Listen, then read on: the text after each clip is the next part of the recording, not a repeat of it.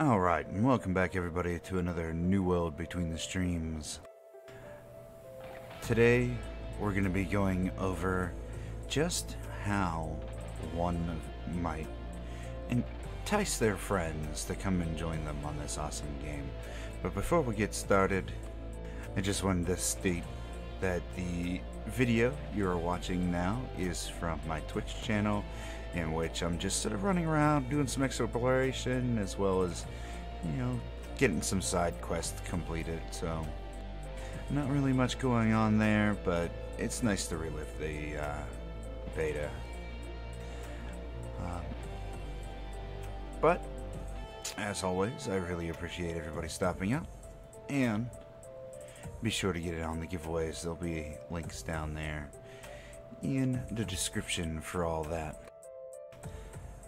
Alright, so with all that out the way, I've been seeing a lot of people asking, how can I convince my friends to play? Now, this is a pretty good question. At the end of the day, if they don't want to play, chances are you're not going to convince them to play. But if you wanted to make a strong argument for joining the game, I think the biggest thing that you could always tell your friends is one simple word, and that is catering. Now, I know the second that you hear that, a lot of the hardcore players are going to immediately cringe, and a lot of the casual players are also going to have a pretty big reaction to this. But New World pulls it off, in all honesty. Now, this is a game that originally started out with nothing but hardcore players just trolling people as they stepped outside of the any city. They would just be immediately killed and lose all their gear, and it was just terrible.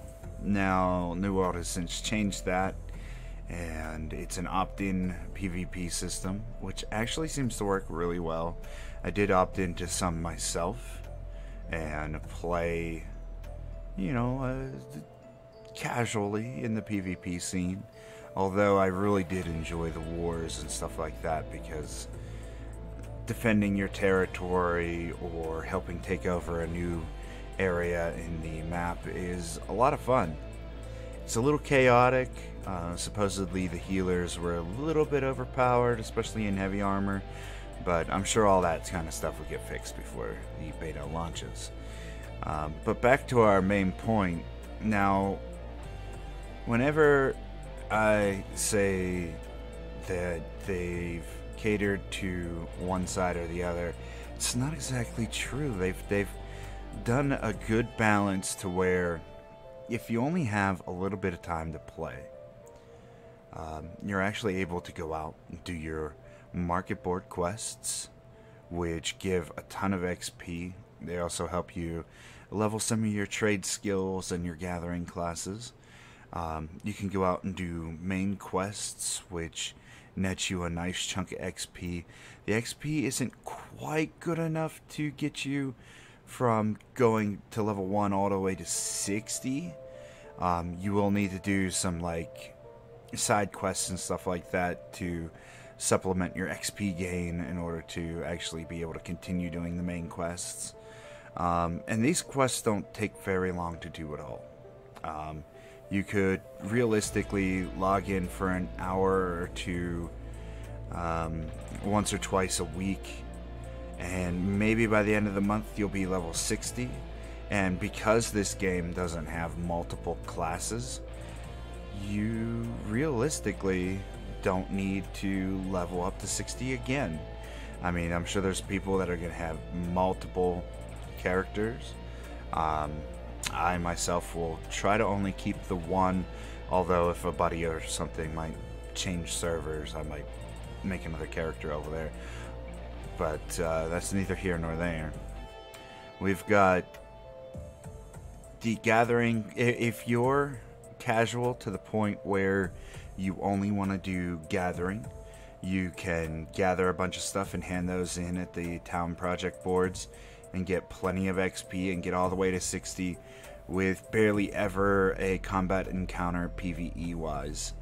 And you realistically never need to touch PvP.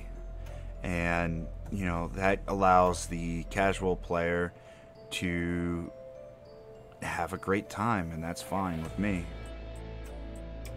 Now, the gathering classes and the crafting classes, these actually can still participate in like Outpost Rush, so you can still have a purpose and do some PvP whenever you get to max level, which is really cool. So they've managed to cater really well to the casual players. As for the hardcore players, there's always the wars, there's always your ability to always be flagged for PvP and to be fighting other players. And then there's the high level dungeons, which actually have some really neat mechanics, and you'll have the opportunity to do your PvE dungeons and raids and grind for gear. And there's some really difficult elite areas that will require a group to go and do, so even the hardcore player will have plenty of content to go through and get things done. So I think overall, you know, just tell them that they have a way to level even if they're super casual, and for that hour or two they log on, they could be going and spending time with you.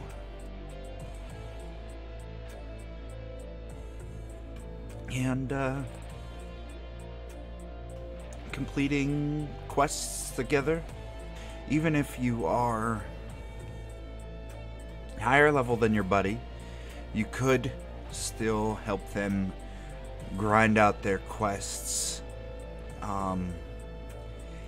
It's a semi-power level, right? Like, as a higher player, you could go help your casual friend kill off a bunch of enemies that are higher level than they are and allow them to complete their quests faster, and then they can turn their quests in for the actual bulk of the XP, because you're not getting too much from mobs, even if you are at the appropriate level to be fighting said mobs. So there is a little bit of a power level you can do with people. It's still going to take a little bit more time than maybe some other MMOs, so keep that in mind. You can still spend time with your buddy no matter how much there is, or how little time your friend has to play. And I think the only other point that I would bring up with your friend is this game does not have a subscription fee, and it's not even a full price game. This is a $40 game or a $50 game if you get the upgraded edition. The upgraded edition has like a dog pet for your house, and that's probably the biggest draw for most people to get the upgraded edition. So you could save yourself $10 if you don't really care about any housing items, and just get the base edition. And if you've pre-ordered it, you get like an amulet that gives you 3% extra XP gain. Really not going to mean anything, because the XP gain, it works on mobs and not really the quests, and the quests are how you're actually going to level. So not too huge of a draw there, but again, no subscription fees. After you've paid for the game, you get to play it forever without having to worry about all that. We don't know if they're going to charge for expansions or anything like that, and there is a cash shop. Right now, they said for at least the first year, it's going to be nothing but cosmetics, which is cool. I hope we can trust them on that. I'm willing to give them the benefit of the doubt, because Amazon needs to do well with this game in order to really help their gaming division take off the ground, because they have had a couple failures, but I have a lot of confidence in this team. I think that they've learned their lesson, and especially when you look at the pricing of the game and the lack of subscription fees, I really think they're going to do a good job on this game. And if just going off of the numbers from beta, I really think that they have the player support behind them, and this game isn't going to be shutting down in a month or two down the road. This is going to be one that sticks around. Is it going to be, you know, a killer of any other MMOs? No. It's a different genre, right? Like, it's not the typical theme park MMO. You're running around and you can practically do the entire game solo from start to finish, and then just work on the survival aspects of this game. For me, it feels more like a survival game with an MMO veneer. Like, think like Fallout 76. If they had done half the things that this game had done, we would have been in such good shape, and I'd be playing that game the heck and back as well. I'm just so addicted to New World. They've done such an amazing job balancing the new crafting system, updating all of the gathering nodes, increasing the amount that are out there, and balancing the weapons and stuff. There are still some tweaks that need to be made, but overall I think that they've done a great job from the preview last year till now. I can't stop praising the game enough. There are obviously some flaws. All games are going to have them, but my experience has definitely been overall positive, and I hope that I will see you all in the game here soon. I'm pretty sure that's all we had to go over today. I really wanted to just chat for a bit. Missing the game like crazy. Cannot wait to get back into it. And yeah, that's pretty much going to do it. Hopefully you managed to talk your buddies into joining you on this game. There are other ways to talk them into joining. If you want to just send them over to my channel, I'll talk to them for you. No, but I'm just joking. Let your buddies know that there are plenty of fun ways for them to get invested into the game, even if they don't have a lot of time to play. And you'll be good. Anyway, I hope you had a great time, and I didn't ramble too much for you. Take care of yourself. Take care of your loved ones.